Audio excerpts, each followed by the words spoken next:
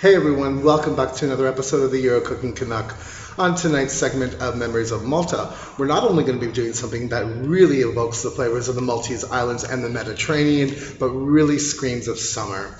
Now what we're going to be making tonight is really healthy for you and really good, low fat and low cal. Now it's mid-September here in Malta and it's really still quite warm in the mid to high 30s. The fields are just brimming with things like pumpkin and zucchini and vegetable marrow and squash. What to do with all these things, I'm going to tell you guys. What we're going to make tonight is called TIGIEG BIL-QARA HAMRA.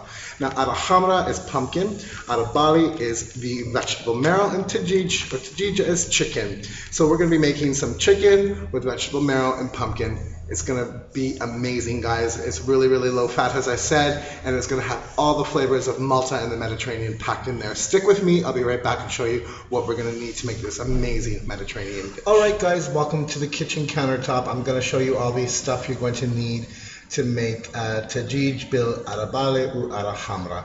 Of course, you're going to need your TIGIEG, your chicken. So what I'm using is boneless, skinless chicken breast. However, any chicken you want to use is fine, up to you. If you want to keep bone in, skin on, up to you. It won't really matter. Obviously, you're going to need BAGHALI. These are the vegetable marrow, okay? And here in Europe, they're usually round. If you can't find this in North America or where you're from, go ahead and use zucchini, courgettes, that's fine. You're also going to obviously need pumpkin. Any type of pumpkin is fine. Again, you can also use squash if you want. There's our QARA HAMRA there. Right, you're also going to need some tomatoes and also a little bit of stewing tomato or pulpa or any type of passata if you like as well. Alternatively, you can use tomato paste, conserva. You're going to need kapar or capers. I happen to have my own batch that I picked here. Some beautiful black olives, some red onion to your taste, garlic minced to your taste, fresh basil, salt and pepper to your taste. All right. And then for the spices, you have a choice of either oregano or fennel seed. So I have some fennel seed here because I just think it tastes more Mediterranean. And also bay leaves. All right, you're going to need a few bay leaves. So you're also going to need just a touch of vinegar and just a tiny little bit of cooking oil or vegetable oil to brown your chicken. You don't need a lot, especially if you're using a non-stick pan. All right, guys, these are all the ingredients you're going to need to make this amazing dish, and I'll be right back and show you the first step. All right, my chicken is in the pan. What I've gone ahead and done is I put a little bit of oil in the pan, and I cut my chicken pieces into fairly large chunks. If you're using pieces, you don't have to do that. But I mean, you don't want to throw whole chicken breasts in here. Legs, thighs, wings, that's all right, but make sure you cut them out. All right, guys, so this is step one. We're just gonna lightly get this going on a medium-high heat. I just simply season my chicken with a bit of salt and pepper, and I'm gonna brown this off, and then I'll show you step two. Hey guys, all right, welcome back. You want your chicken to be just lightly browned. Don't crisp it really dark, because you want the next flavor component to penetrate the chicken. And that's going to be the onion. So go ahead and add your onion. Now guys, I use several small onions, but please just go to your taste. All right. So the onion is in. And then you're just going to continue browning this for just a few minutes. And then you're going to add your garlic and you're going to pop a lid on it. All right, I'll see you in just a bit. Step three. All right, guys, what I've done is I added my garlic. The smell is awesome. The onions are softening, and the chicken is lightly browning. It is not Kentucky Fried Chicken, guys. You don't want it really brown and crispy. You just want to cook through. All right, so at this point, what I'm going to do is I'm going to, and the onions are letting off a lot of their own liquid, as well as the chicken. At this point, I'm going to add my Roma tomatoes. Guys, I have 5 Roma tomatoes here. Okay, so I'm going to give them a good mix up in there. And I'm a true believer in layering your flavors, so I've added something new to the pan. So again, I'm just going to hit it with just a pinch of sea salt, just a pinch, because you can always adjust later, and a little bit of black pepper. Voila.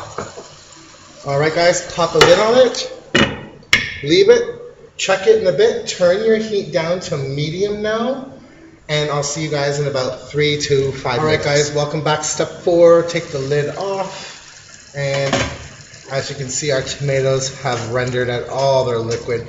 Beautiful, they've softened up, and it's smelling and looking just awesome right now. Beautiful. So at this point in time, I'm going to go ahead and add my pulpa, my stewing tomatoes. Alright, go ahead with that. The bay leaves are going to go in because now we're going to be adding some more flavor. So bay leaves, just a bit of the fennel seed now. To your taste, I happen to love them, so I may be adding more than you would normally. Then I'm going to go ahead and add my black olives. They are the ones with the pits and all. And they're good quality olives. You get what you pay for. And again, add according to your taste. Again, I happen to love olives, so I'm putting in my fair share of what I want in my dish. Okay, and then my homemade QARA or capers. Now capers are salty, so again, you don't need to add salt. Wait now until the end of cooking to taste your dish to see if you need to add salt. But again, I go heavy with the QARA because I just happen to absolutely love them. If you want to omit them, be my guest. You're missing out, but you can omit them. And now at this point, because of the tomatoes, the acidity, I'm going to add just a dash of the vinegar. And if you want, the recipe does also call for a pinch of sugar, but I want to keep this low fat, so I'm going to omit the sugar. Alright, now, this is all going to get a good mix up. I'm going to pop the lid back on. I'm going to turn the heat down even further to a medium low, I guess, in between your medium and your low. It looks beautiful. It's so colorful, guys. And the smell in here is amazing. You can smell the onion, the garlic, the tomatoes, and now you get that whiff, that hint of the QARA and the olives. Absolutely stunning.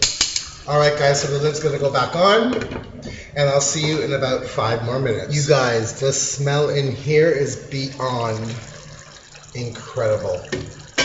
Wow, the spices have come out, the tomatoes are reducing and bringing out their liquid, the olives, the capers, the bay leaves, oh, the garlic, it just really smells amazing.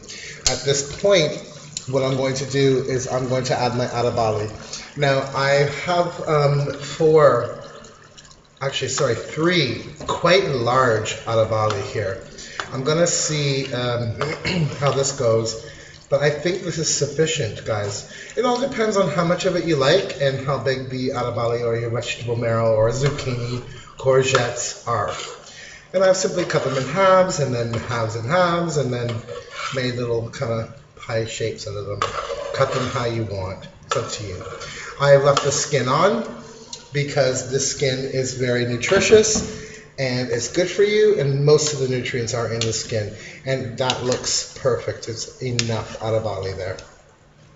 So what I'm going to do now is I'm going to just give this a proper good old stir and pop the lid back on. Again, my heat is on a medium low.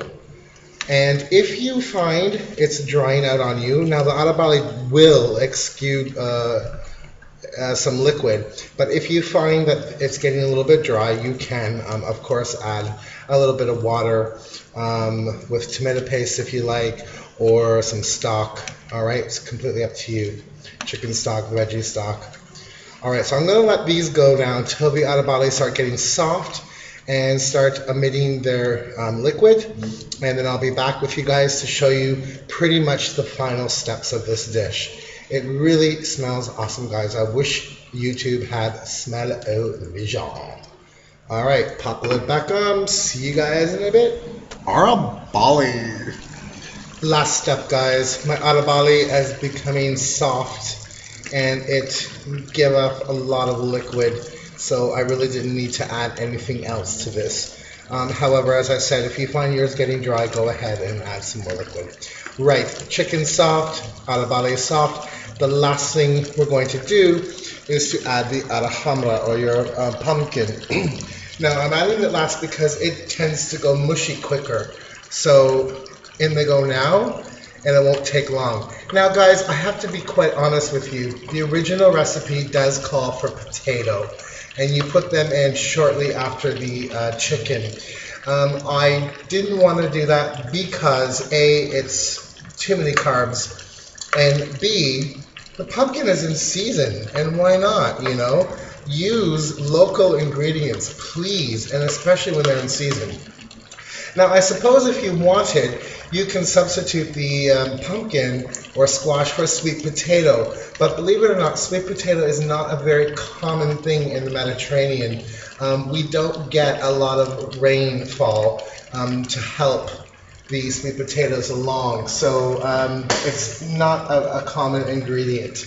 Now, also in the beginning of the ingredients, I showed parsley or torsin, but I forgot to mention it. Now it's optional, but it obviously adds more flavor. So I'm going to go ahead and put my torsin in, and then I'm going to rip up my basil leaves. The reason you rip them is because if you cut them, they go brown quickly, and I'm adding them at the end so they stay fresh. Right, so what I'm going to do, I'm not even going to toss this about too much.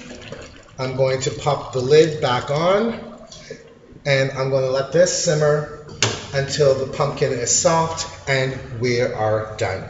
Guys, I can't thank you enough for sticking in with me. Try this recipe. It's a winner. It's a keeper. And my whole apartment smells beautiful.